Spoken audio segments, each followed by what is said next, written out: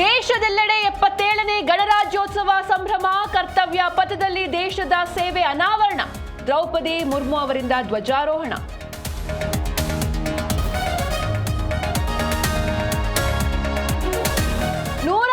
ವರ್ಷಗಳ Vande Mataram theme. European council ಅಧ್ಯಕ್ಷರು guest. Delhi ಸೇರಿದಂತೆ ಎಲ್ಲೆಡೆ ಬಿಗಿ ಭದ್ರತೆ.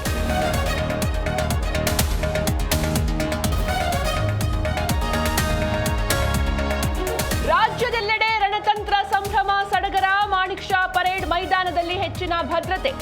ರಾಜ್ಯಪಾಲರ ಧ್ವಜಾರೋಹಣಕ್ಕೆ ಸಿಎಂ ಡಿಸಿಎಂ ಸಾಕ್ಷಿ.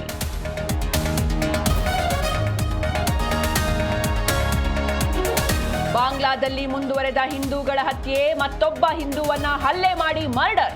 ದೇಶದೆಲ್ಲೆಡೆ ಮತ್ತೆ ದಂಗೆ ಶುರು.